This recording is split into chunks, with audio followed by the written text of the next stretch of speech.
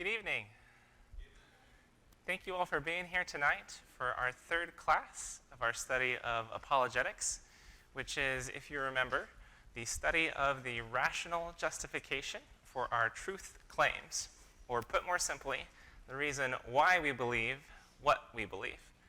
I am very excited for this class because I promise you guys that we are done with our introductory material.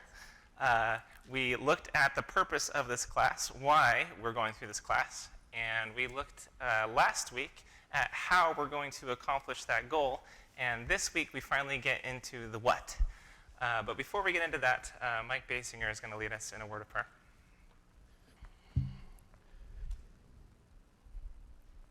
Father, we thank you for our existence. We thank you for your love, for the fact that you do take notice of us, though we are so small compared to your immense nature. We thank you for your Son, and we thank you for leaving evidence for us that we can know that you, in fact, do exist and that you are all-powerful. And we just pray that you will guide us in our conversation this evening.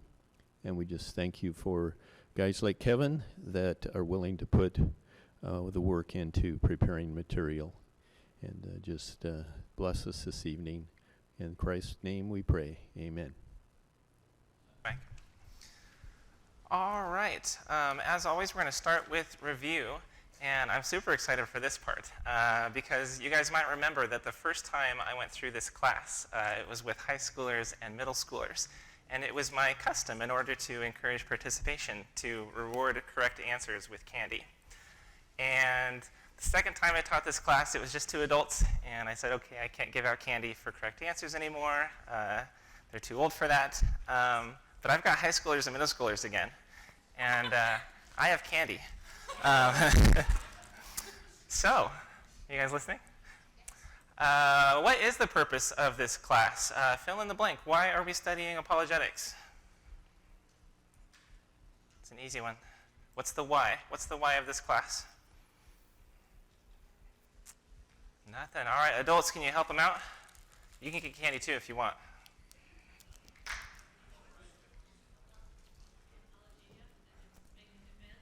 Yeah, to make a defense. So that is the answer to the next question. So save that answer, and one more question you can answer to give a defense. That is the how. What is the why? What is the purpose of going through this class? What is the purpose of learning the rational justification for our truth claims? Kelly? Perfect. Sanctify Christ as Lord in our hearts. All right. And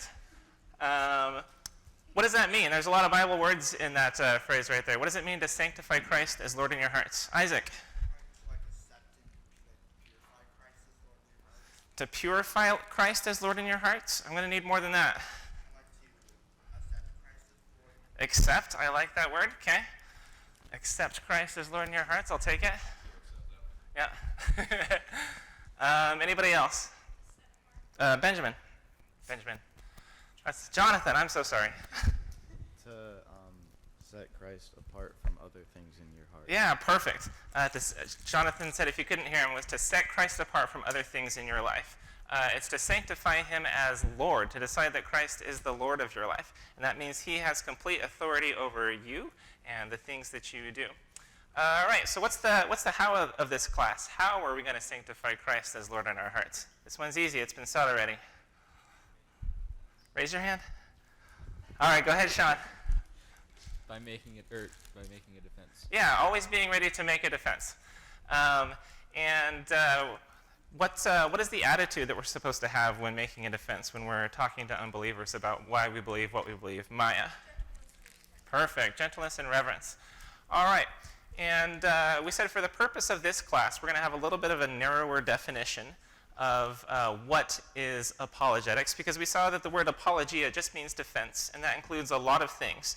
But for the purpose of this class, what is the definition of apologetics? I've said this one already twice, I think, so this should be an easy one too. All right, adults, help them out. Defense of the gospel. That is not the working definition that I give. That's a very broad definition of apologetics. We're going to have a more specific definition for the purpose of this class. What is apologetics?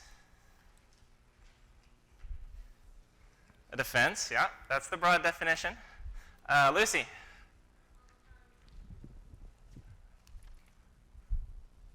Compound origin of logic.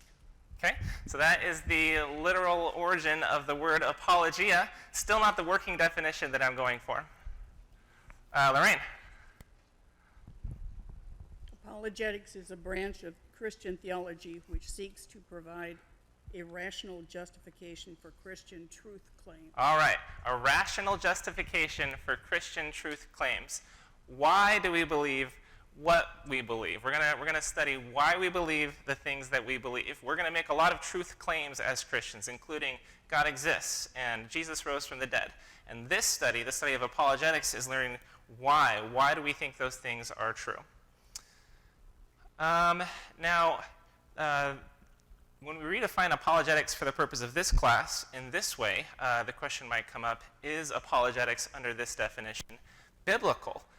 Shouldn't we just preach the gospel and let the Holy Spirit do its work? How do we know that apologetics under this definition is biblical? Sharon had a perfect answer last week. Yeah, go for it. Christ is. Yeah, Jesus did it. Both Jesus and the apostles use evidence and reason to support the truth of their claims. So we know that apologetics is biblical. And then we looked at three main benefits of apologetics. Somebody give me one of them. What's one benefit of apologetics? Josie? Yeah, winning unbelievers is the way that Dr. Craig phrases that one. Very good. Sean? Strengthening believers. There we go.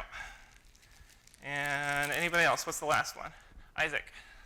Changing people's perceptions. Perfect. Yeah, changing people's perceptions. What does that mean? Christians are not viewed in a very good way in like this day and age. Yeah. Like changing, Christians are not like Claude Frollo or whoever those other people were. Perfect answer. A+, blue star. Yeah. Christians are not viewed very positively in today's society. But if we study apologetics and when we talk about the reasons why we believe what we believe, we can change the perception of Christians so that the gospel can then be heard in a way that people would actually come to accept it. It could be seen as a feasible option for someone to accept. All right, so that's it for review. So we're going to move on to the question of this week's lesson. What difference does it make if God exists? Dr. Craig says that part of the challenge of getting people to think about the existence of God is that people have become so used to God that they really just take him for granted. They think that it doesn't really matter whether or not God exists. I'm not so sure if he's completely correct on that. I think most of the time if somebody has decided that they're an atheist, that they've decided that God doesn't exist, that's more of a willful decision. They don't want God to exist, and so they just kind of hope that he doesn't, and they try not to think about it. But either way, I think it would be helpful to show the unbeliever what are the implications of atheism. And by showing them the implications of atheism, we can show them that this is a question that's just too important to be ignored. So what are the implications of atheism? First of all, atheism, you guys probably all know this, but atheism is the view that God does not exist. So if there is no God, atheism implies naturalism, right? If there is no God, then there are only natural causes. There are no supernatural causes. What does that say about the existence of the soul if there are no supernatural causes? There is no soul, yeah. So on atheism, what happens to you when you die? Perfect answer. You cease to exist. On atheism, you are nothing but neurons, synapses, and chemicals. And so when you're dead, you're just gone. You're just poof. You don't exist anymore. This is what philosophers call the threat of non-being. And for most people, this is a terrifying concept. The idea that the person that I call myself, who now exists, will no longer exist. Dr. Craig was raised in a secular home, and he remembers the first time that that his father told him that he would die. And the thought was just staggering to him. It was terrifying. It filled him with a sense of dread. And even though he learned to live with the inevitable, like most of us do, the child's insight remains correct. The idea that we will no longer exist is terrifying. But it gets worse, because if atheism is true, what is the fate of the universe? Joshua? There is a universe on atheism. Yep, the universe exists. What's going to happen to it? How is it eventually going to end, Maya? Yeah, how so?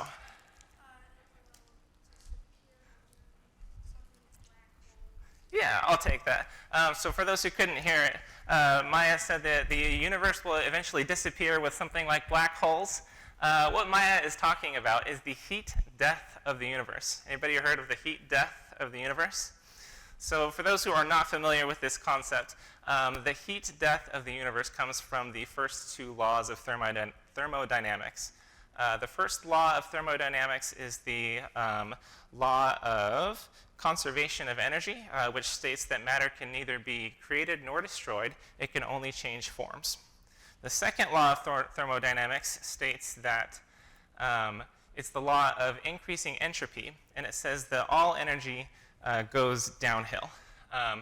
When left to itself, natural causes will cause energy to go from higher forms of energy to lower forms of energy, the lowest of which is heat. Now, when you put those two things together, and if you look at the universe as a whole, what that means is that eventually, as all of the stars and galaxies expand outward, that all of the stars will eventually burn out. And there's going to be nothing left in the universe except for the corpses of dead stars and black holes, expanding endlessly into an infinite blackness.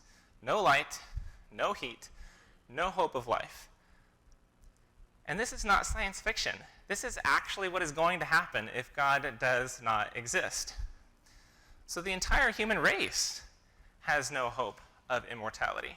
If there is no God, each individual person ceases to exist when they die, and the universe as a whole is fated to eventually have no life at all. So what this means, the implications of atheism are, if there is no hope of immortality, and if there is no hope of God, that means things like meaning, value, and purpose are not objective. They are only subjective illusions. Now, that's not to say that all atheists live meaningless, valueless, purposeless lives. On the contrary, living such a life would be terrible. It's unlivable.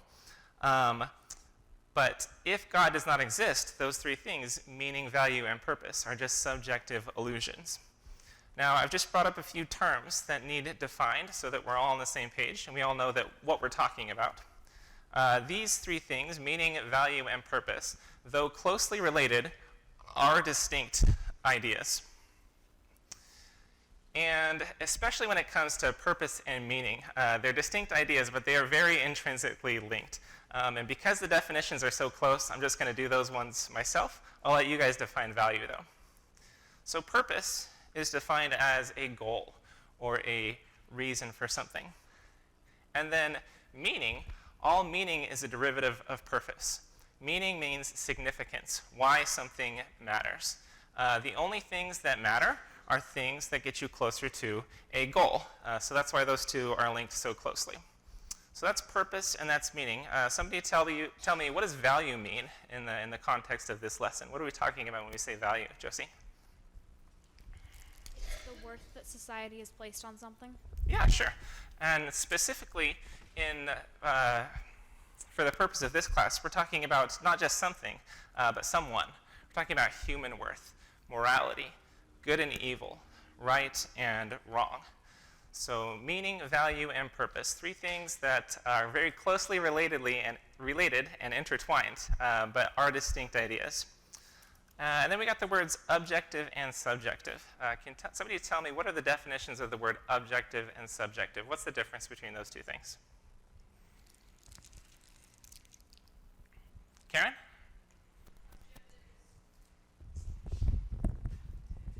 Like a fact, it's not connected to an opinion. Yeah, very good. Objective is like a fact, real or true, independent of anyone's opinion about it. And then subjective would be its opposite. What would subjective be then? Who said it? Ryan, yeah. Oops, go back. Subjective is just a matter of personal opinion. So for example, water is H2O is an objective fact. That's something that's real or true regardless of what anybody thinks about it. Vanilla tastes better than chocolate is subjective. That is totally dependent on somebody's opinion about it. So I just made the statement that if God does not exist, on atheism, all meaning, value, and purpose are only subjective illusions. There cannot be any objective, ultimate meaning, value, and purpose. Now, why is that the case? Let's look at each of these three one at a time. First of all, meaning.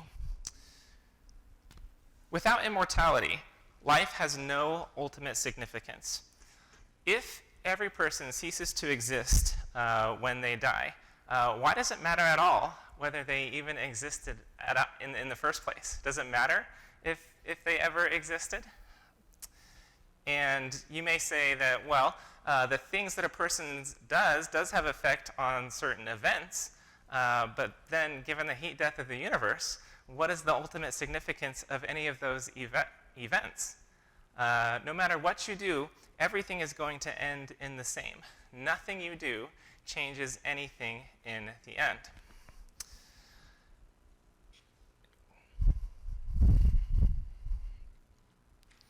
And so what this means is that mankind is no more significant than a swarm of mosquitoes or a barnyard of pigs. They're all going to end exactly the same because they all end in death. Man is nothing. But let's make sure that it's clear that immortality alone wouldn't solve the problem. Mere duration of existence wouldn't give any ultimate objective meaning to man's life. You also need God, because without God, let's say that man could live forever. Man could still ask the question, so what? Who cares? What is the purpose? What is the reason to do anything at all? Because without God, life is ultimately unfulfilling. Now, you might think that it would be worthwhile to eliminate suffering and to increase pleasure in your life. But ultimately, what happens when you have all the pleasure that you could want in your life? Is it ultimately fulfilling? Yes, it does. Think about your favorite food. If you had that food every night, what would eventually start to happen? Yeah, it would start to taste bad, right? Think about your favorite hobby. Have you ever had a whole day where you could do nothing except for your favorite hobby? Don't you get a little sick of it after a while? Don't you feel bad that you didn't get anything done that day? How about your favorite TV show? Do those ever get old? Anybody ever started a new video game? What's it like to put in hours and hours and hours on a brand new video game? And then what happens after you've had it for a month or two? It's not even fun anymore. Like, you hardly want to play it at all. And even work will eventually lose its luster. This is the lesson of Ecclesiastes. In Ecclesiastes, the preacher talks about the futility of work, pleasure, wealth, education, food and drink, great works, entertainment, political fame, and honor.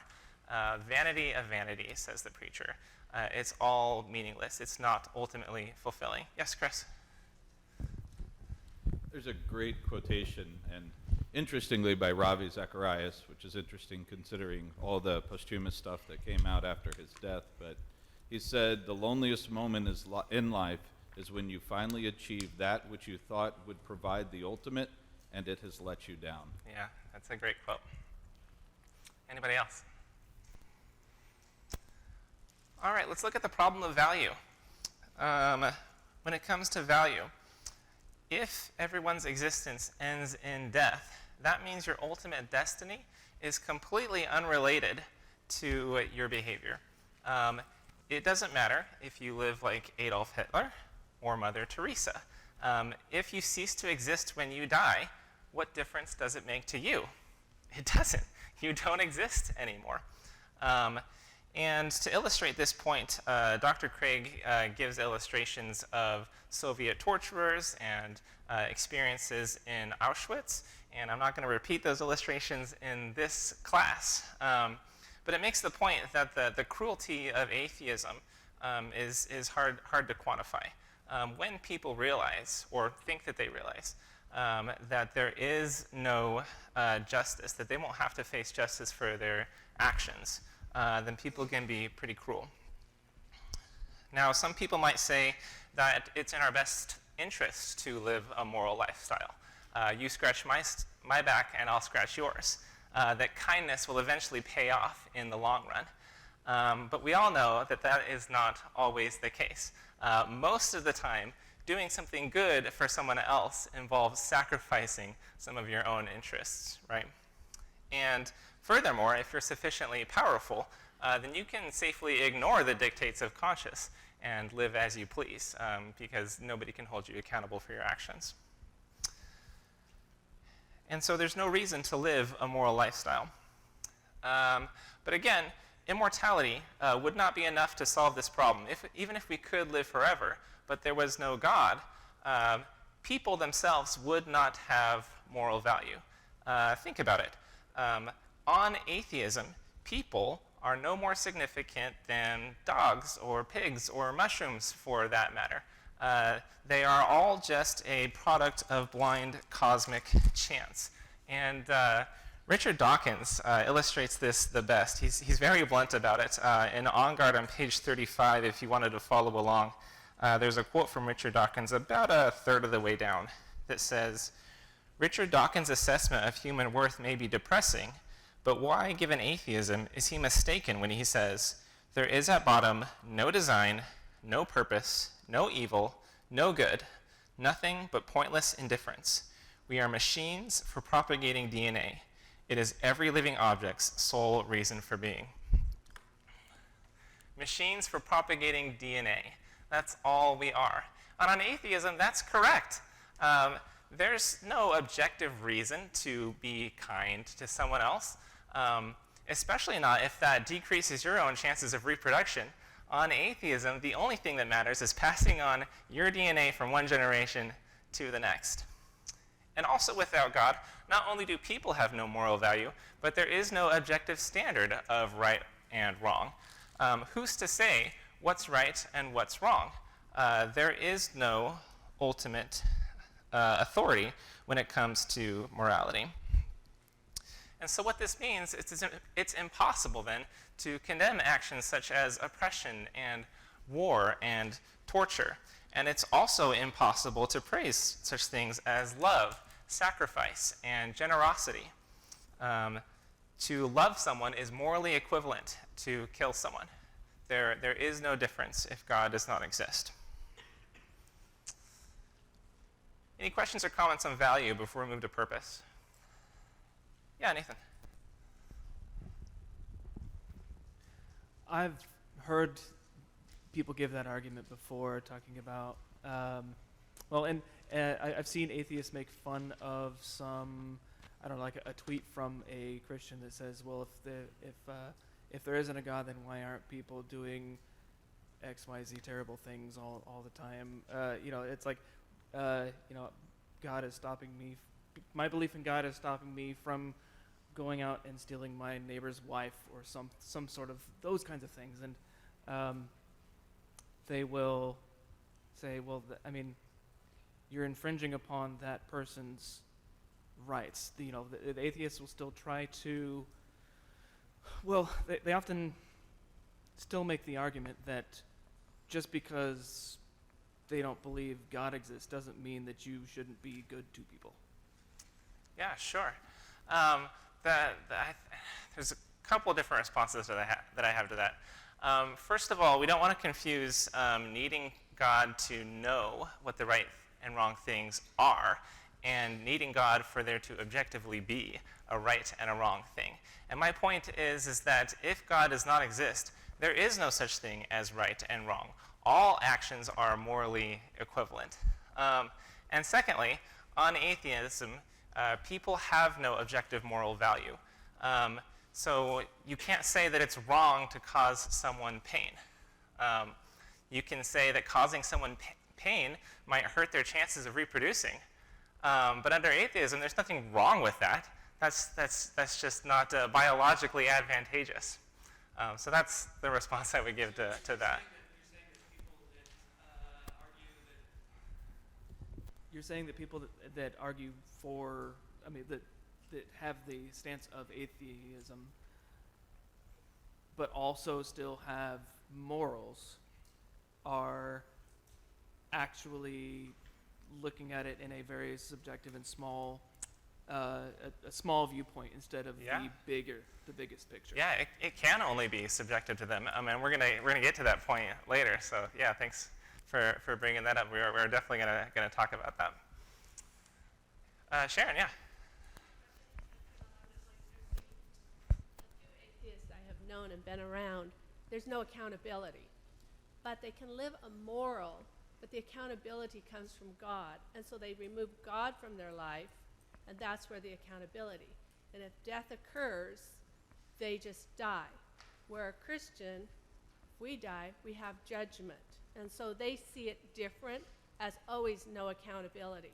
But it doesn't mean they don't follow the rules.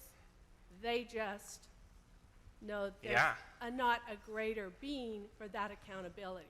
There might be by their fellow friend, police officer, whomever, but not by God. Yeah, and again, we don't want to confuse being able to recognize good and bad from there being an objective good and bad. We all know that there is an objective good and bad, whether you're an atheist or a theist. God has written that on our hearts.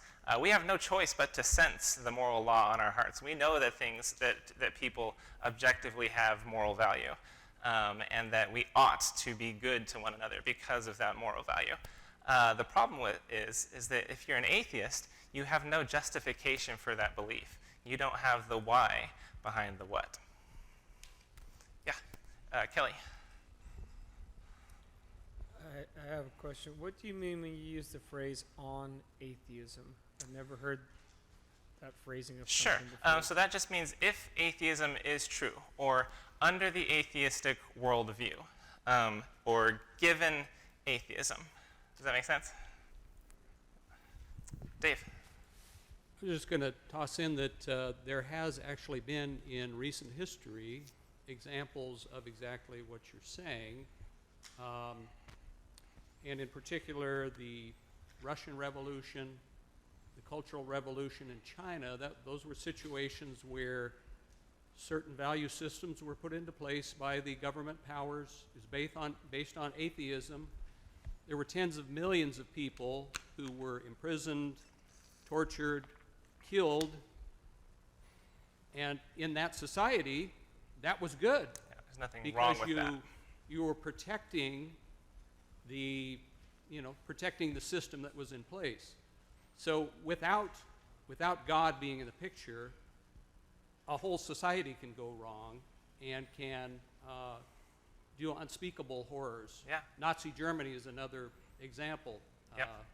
That was certainly not a religious movement at all, and so it just becomes a power game. It becomes an attempt at atheist utopias. Yeah. Historically has resulted in some huge horrors. Yeah. Yeah, Mike touched on that Sunday morning when he talked about China's one-child policy. One more, Joseph, and then we've got to move on to purpose. Real quick comment. I was actually thinking about this a few weeks ago. I was behind a vehicle that had an atheist sort of kind of bumper sticker. And I was thinking about if you truly believe there is no purpose, there is no value, obviously the things we're touching on here, then if you 100% believe that nothing should stop you from doing anything, right or wrong. And the problem I have with that is, okay, if you're going to believe that doing 200 miles an hour down the freeway and you blow out your tire and you're not going to get seriously injured or killed, then nothing should theoretically stop you from doing that, because that is your belief system at that point. And in my personal opinion, atheism is still a belief whether they say it or not. And so there's a fundamental flaw there. Okay, I believe that my truck is going to start up and get me home safely. I go out there, start up, I drive it home. But if there's no belief of something more, then you're putting cogs in your own gears of your own thought system. Yeah, so I don't want to make the statement that if there is no objective standard of right and wrong, that there's no reason to do anything. What I do want to claim is that if there is no objective standard of right and wrong, then there's no reason to do anything selfless. There's no reason to do anything good or kind to anyone else. The only reason to do anything would be for your own personal interests. Does that make sense? Yeah. All right. And then finally, no ultimate purpose. Without immortality, our only destination is extinction in death. Remember, purpose is a goal, right? Something to shoot for. But if atheism is true, the only destination is non-existence, and that's not a goal. That's an inevitable conclusion. Nobody wants that. And if the heat death of the universe is inevitable, then there can be no ultimate goal for mankind itself. And then once again, if God does not exist, immortality doesn't matter. Because without God, there is no reason for which you came into existence. Nobody created you. Nobody wanted you here. You are just a blind accident of cosmic chance. And not just you, but the universe is an accident too. Nobody created the universe for anything. So here you are, against your will, thrust into a purposeless universe, doomed to live a purposeless life, if God does not exist. All right, that was quick. Anything on purpose before we move on? All right. So what is the atheist to do at this point? The atheist is doomed to live a life without any objective meaning, value, or purpose. So at this point, I think there's three possibilities that the atheist can offer. First is don't think about it. Second is acknowledge it and live bravely. And third would be to embrace a noble lie. We'll take these one at a time. First of all, don't think about it. I think most people don't quite even realize the implications of atheist. Most atheists haven't heard this lesson. They don't realize that on their worldview, there is no objective meaning, value, and purpose. And so they just go about their lives totally oblivious to the implications of their own worldview. Now, occasionally, the atheist might wonder, what is the purpose of life? And he'll think about it for a little bit, and when his worldview doesn't offer him an answer, he remembers, oh yeah, that is one of life's greatest mysteries. Nobody knows the answer to that question. And I think that is one of Satan's biggest lies. The idea that the meaning of life is one of life's greatest mysteries. Nobody knows what the meaning of life is. And that's ridiculous. Anybody who has ever been in a relationship with God since the beginning of time has known what the purpose of life has been. My son is 7 years old, and he could tell you the reason that God created him and what his ultimate goal is. So don't believe that lie, that the meaning of life is one of life's greatest mysteries. As Christians, and we'll look at this at the end of class, we do know what the meaning of life is. It's not a mystery. The second answer that the atheist offers is to acknowledge it and live bravely. Bertrand Russell, who was an atheist philosopher, said that we have no choice but to build our lives upon the firm foundation of unyielding despair. Albert Camus says that we need to honestly recognize life's absurdity and then live in love for one another. The problem with this solution is that it's illustrated well by one American theologian. He says that we live in a two-story universe. On the first story, you have the finite physical world. Here, life is absurd. On the second story, you have God. And when you have God, that means you also get objective meaning, value, and purpose. Now, the atheist, he's stuck on the first story. He doesn't believe that God exists. And the problem with being stuck on the first story is it's objectively terrible. It is impossible to live consistently and happily under an atheistic worldview. If an atheist is going to be consistent with his worldview, that means he's going to be profoundly unhappy. And if an atheist is going to be happy, it's only by being inconsistent with his worldview. Because all of the things that bring happiness to life, objective meaning, value, and purpose, are on the second story. And so what you'll find is atheists who claim that they are going to acknowledge that life is absurd and live bravely will constantly make leaps of faith into the upper story in order to affirm objective meaning, value, and purpose, even though they have no right to. They're stealing from God. Great book by Frank Turek, by the way. Dr. Craig gives all kinds of examples to illustrate the inconsistency of atheism. And I'm only going to hit a couple. You guys are welcome to read those in the book if you want more details on those.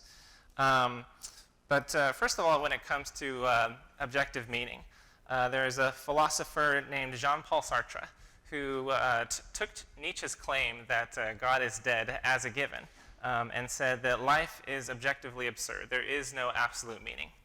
And then he goes on to say that one can freely create meaning in his life by freely choosing a certain course of action. Now, this is completely inconsistent. You can't say that there is no objective meaning to life and then say, just pick a meaning, because this is nothing more than a subjective illusion. This is easy to see. Say that I pick one meaning for life and you pick another meaning for life. Who's right? Well, the obvious answer is neither one of us. The universe doesn't gain an objective meaning just because I happen to give it one. So what Sartre is really saying is, let's pretend that the universe has meaning. We know that it does it, but I'm going to pretend that it does so that I can be happy, because living consistently is going to make me unhappy.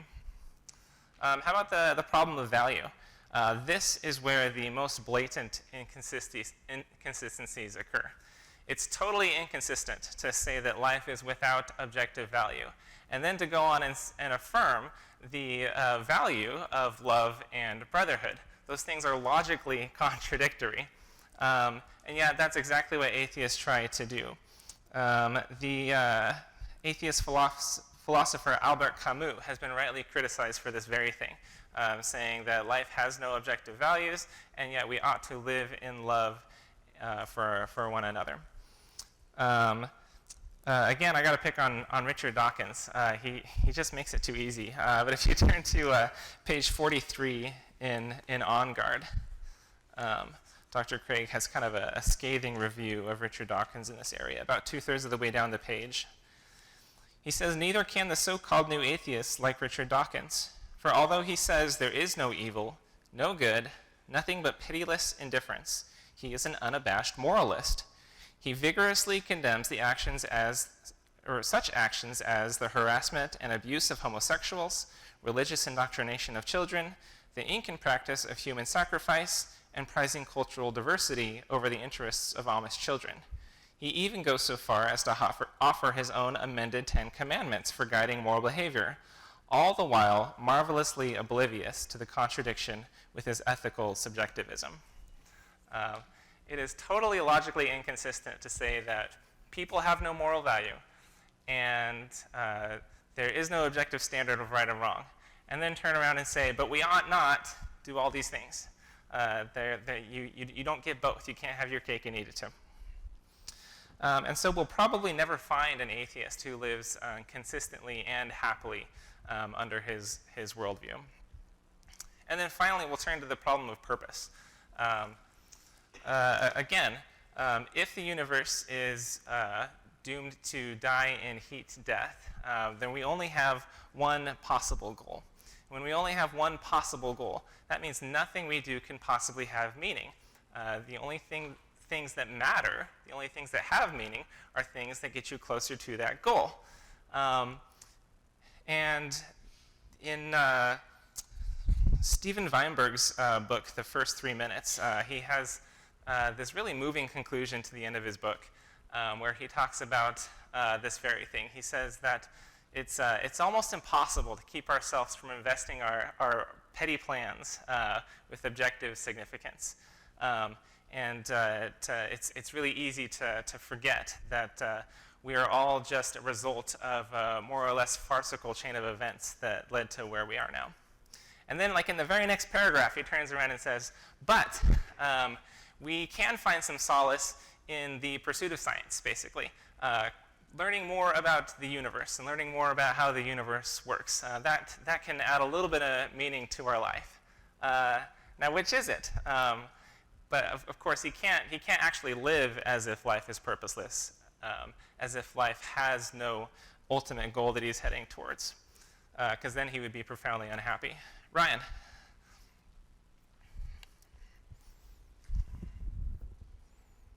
So I've over the years thought about this in some detail. I think we're all, whether we believe in God or we don't, we're all focused on some kind of legacy. And the people that don't believe in God, the focus of that legacy is going to be on what they can do, what records they can achieve, what people are going to remember them for, versus ours, and what ours should be is, am I going to heaven, and how many people are coming with me? Yeah, exactly. And the thought I had just left my mind. I'm sorry. See if I can get it back. I'm sorry. When an atheist does decide to come up with some kind of purpose, like fame or notoriety or scientific advancements, if God does not exist and there's no immortality, those are only subjective, because eventually none of those things are going to matter at all. No matter what you do, no matter what you influence, no matter the researches of the doctor to eliminate pain and suffering, no matter the efforts of the diplomat to achieve world peace everywhere, no matter the efforts of everybody who's made any type of sacrifice for someone else, all of it comes to nothing. Nothing can avoid the heat death of the universe. The end is going to be the same no matter what. So it really makes no difference what you influence in the end. So he can decide that he wants more fame and notoriety and more scientific advancement, but in the end, it's meaningless unless God exists and unless there's immortality.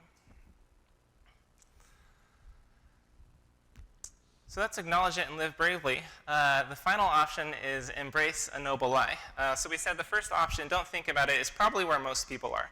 Most people don't even realize the implications of atheism. Those people who do realize it, the atheist philosophers, say, okay, we're just going to have to acknowledge it and live bravely. But we found that nobody can live consistently and happily under a world that worldview. And so the only solution left is to, as one atheist philosopher suggested, embrace a noble lie. He says, okay, I can tell that the universe is absurd, and I can tell that I can't live happily with that knowledge. So what we have to do is we have to intentionally deceive ourselves by some noble lie that tricks us into thinking that there is objective meaning, value, and purpose in the universe, that there is an objective standard of right and wrong, and that there is good reasons to live beyond self-interest and to be kind and good to each other. This is the only solution left to the atheist. So you can be oblivious, you can live inconsistently or unhappily, or you can live in self-deception. Those are your options. Now, lucky for us, we're not atheists, right? If Christianity is correct, then life does not end at the grave. And if biblical Christianity is true, then God does exist. And therefore, biblical Christianity does offer a framework for us to live objectively meaningful, valuable, and purposeful lives. We can live consistently and happily under our worldview. Now, Dr. Craig just leaves it at that. He doesn't actually get into why do we have objective morality, and what is the objective purpose of our life, and so what therefore does have meaning. And I debated whether or not I was going to bring this up, and I ultimately decided that I will. And I could be wrong, and you guys can tell me afterwards if I'm wrong, but I'm going to tell you to the best of my ability. Value is easy. If we have immortality, that means life does not end at the grave. And the life that we live does matter. There will be judgment at the end of our lives. So if we live a life that is pleasing to God, we'll be judged for that.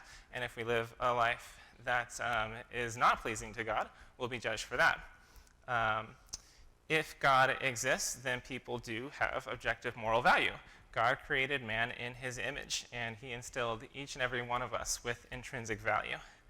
And there is an objective standard of right and wrong. God's character is the objective standard of right and wrong. According to 1 John, God is love. And when you define love as giving up of yourself for someone else, the objective standard of right and wrong is things that are good for others are right, things that are bad for others are wrong. Very easy. Then we move on to, I'm gonna go on to purpose next, because meaning is a derivative of purpose. So what is the purpose of life under biblical Christianity? Again, I could be wrong on this, but as far as I can tell right now, I would say that the purpose of life is to freely come into a loving relationship with God and to continue to grow in that relationship with God forever and to help others do the same. And so therefore, the objective meaning of life is any action that gets us closer to that goal. And that doesn't just include the obvious things like prayer and reading or scripture reading and collective worship, but it also includes the everyday things like going to school and going to work so that you can take care of your family, so that they can have that proper relationship with God. So under biblical Christianity, we do have a worldview that allows us to live consistently and happily with objective meaning, value, and purpose. Now, none of this shows that biblical Christianity is true. The atheist might smugly say, well, you've embraced a noble lie. When we talked about the noble lie, Christianity was one of those noble lies that the atheist philosopher is talking about. Let's all pretend that Christianity is true, and therefore we can all live happily and consistently under this lie. And so that's why, for the rest of this class, we are going to spend the time learning arguments for the truth of biblical Christianity. Next week, we'll start looking at arguments for the existence of God, and then after that, we will move into arguments for the resurrection of Jesus from the dead.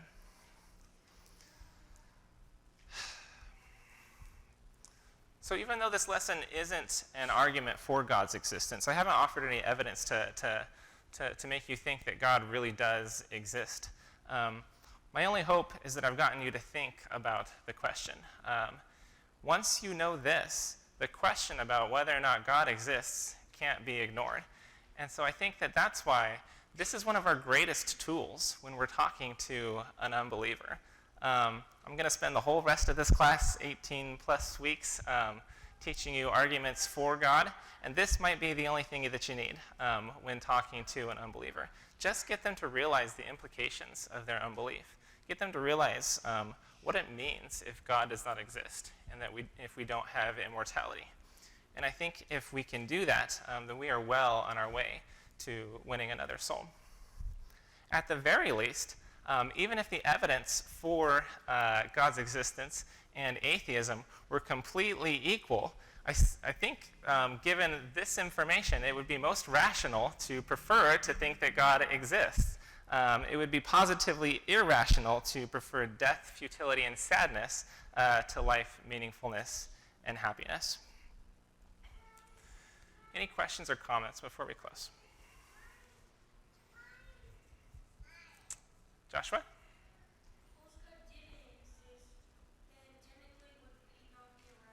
That's a very good question. In fact, that is what we are going to look at. Oh, I'm sorry.